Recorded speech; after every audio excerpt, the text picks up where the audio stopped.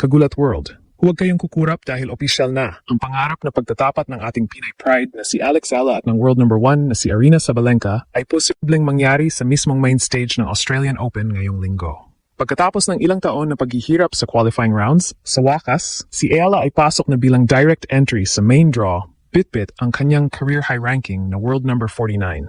Pero hindi lang basta paglahok ang usapan dito, ang tadhana mismo ang naglagay sa kanya sa isang collision course laban sa pinakamalupit na players sa buong mundo ngayon. Ayon sa bagong labas na official draw ngayong January 5th, nasa top half ng bracket si Alex. Sa round 1, haharapin niya ang American power server na si Alicia Parks. Kung malusutan ni Ella ang bilis ni Parks, ang susunod niyang makakabangga sa round 2 ay ang mananalo sa pagigitan ni Carolina Muchova at Jacqueline Christian. Ngunit dito tayo mag-focus.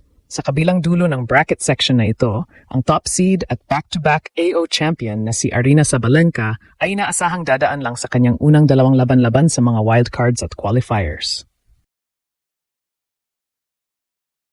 Kapag parehong nagwagi ang dalawa sa kanilang unang dalawang round, magaganap ang pinaka-inaabangang round of 32, third round showdown. Isang 20-year-old Filipina sensation laban sa isang 4-time Grand Slam champion. Pagdating sa statistics, langit at lupa ang agwat. Sabalenka has 20-plus WTA titles and a massive 129 mph serve, habang si Ella ay kakapasok pa lang sa elite top 50. Pero bakit gulat ang mundo? Dahil si Ella ay galing sa isang mainit na panalo laban sa Olympic silver medalist na si Donna Vekic sa Koyong Classic. Isang patunay na ang kanyang left-handed game at never say die attitude ay handa na para sa mga higante. Hindi lang ito laro para sa ranking. Ito ay laro para sa kasaysayan. Ito ang unang pagkakataon na ang isang dugong Pinoy ay may tunay na tsansa na patumbahin ang reyna ng tennis sa isang major tournament. Handa na ba si Alex Ella na gawin ang miracle in Melbourne? Ang sagot ay nasa dulo ng racket niya. Manatiling nakatutok dahil ito ang kwentong hindi niyo dapat palampasin. Mga kagulat world, maghanda na kayo dahil ang Melbourne Park ay magiging epicenter ng isang labanang tilahango sa pelikula. Sa isang sulok, ang tinaguriang Queen of Melbourne at kasalukuyang World Number 1 si Aryna Sabalenka. Sa kabilang sulok, ang ating pambato, ang Filipina Diamond na si Alex Ella. Ito ay hindi lamang basta tennis match. Ito ay isang head-on collision ng dalawang magkaibang mundo. Kung titignan natin ang statistics, tila isang higante ang haharapin ni Ella. Pero tandaan nyo, sa kasaysayan ng sports, ang pinakamasarap na tagumpay ay ang mga hindi inaasahan. Hatiin natin ang mga numero dahil dito pa lang, hihingaling ka na sa laki ng agwat. Si Aryna Sabalenka ay pumapasok sa 2026 Australian Open bitbit ang 4 na Grand Slam titles at higit sa 20 WTA singles trophies. Ang kanyang laro ay nakabase sa tinatawag nating brute force. Sa taas na 6 na talampakan, si Sabalenka ay nagpapakawala ng mga serve na umaabot sa bilis na 190 to 200 kph. Ang kanyang forehand, ito ang pinakamabigat sa tour. Isang hagupit na kayang sumira ng depensa ng kahit sinong player. Noong nakaraang taon, napanatili niya ang kanyang dominasyon sa pamamagitan ng pagkapanalo sa US Open at Brisbane International na nagpapatunay na siya ang standard of excellence sa modernong tennis. Ngunit huwag nating mamaliitin ang ating pambato. Si Alex Ella, sa edad na 20, ay nasa kanyang peak physical form. Hawak ang career high ranking na World Number 49, si Ella ang pinakabatang player sa top 50 na nagpapakita ng consistency. Kung si Sabalenka ay power, si Ella naman ay precision. Bilang isang left-handed player, ang forehand ni Alex ay may kakaibang spin na mahirap basahin, lalo na para sa mga nakasanayan ng right-handed opponents. Si Alex ay may hawak ng 4 na ITF singles titles at isang kampyonato sa WTA 250 level na nakuha niya sa huling bahagi ng 2025. Ang kanyang lakas ay wala sa bilis ng serve, kundi sa kanyang court intelligence at footwork na tila sumasayaw sa loob ng court. Pagdating sa pressure, dito nagkakatalo. Si Sabalenka ay may all-or-nothing mentality. Kapag pumasok ang kanyang mga tira, wala siyang katapat. Pero kapag nagsimulang mag-error, doon siya nagiging vulnerable. Dito papasok ang Pinoy resilience ni Alex.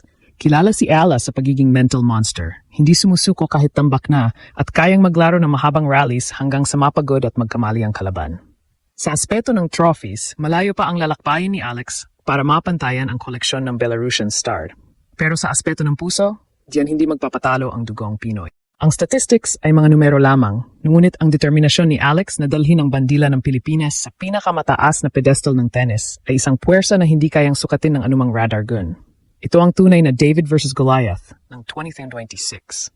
Ang tanong, kaya nga ba ng isang 5'9" na dalagita mula sa Manila na patumbahin ang pinakamalakas na puwersa sa mundo ng tennis? Ang buong mundo ay nakatitig na ngayon sa bawat galaw nila. Mga kagulat world, bago natin marating ang inaasam na blockbuster match sa round 3, kailangan muna nating pag-usapan ang The Journey. Hindi ito madaling lakad para kay Alex Ala. Ang Australian Open Draw ay parang isang maze na puno ng patibong at bawat hakbang ay kailangang pag-isipan ng maigi. Ayon sa inilabas na official bracket ngayong January 15th, 2026, ang daan patungo sa pagtapat ni Ala at Sabalenka ay kailangang dumaan sa butas ng karayom. Ang tanong, kakayanin ba ng ating Pinay Pride na manatiling matatag bago ang posibleng pakikipagtuos sa World Number 1? Sa round 1, ang unang kailangang patumbahin ni Alex ay ang American power hitter na si Alicia Parks.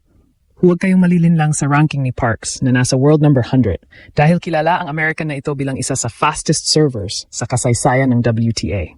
Nakapagtala na siya ng serve na umaabot sa 207 ka/hour. Ito ang magsisilbing preparatory exam para kay Alex. Kung malulusutan niya ang bigat ng bola ni Parks, mapapatunayan niya na ang kanyang reflexes at return of serve ay nasa elite level na. Ang laban na ito ay hindi lang tungkol sa pagpalo. Ito ay tungkol sa pasensya. Kailangan gamitin ni Alex ang kanyang court craftiness para pahabayin ang rallies at pilitin si Parks na gumawa ng unforced errors. Kapag nalampasan ng American threat, ang round 2 ay mas magiging madugo. Nakatada na si Alex na makaharap ang veteran na si Anastasia Pavlyuchenkova o ang Czech star na si Karolina Muchova.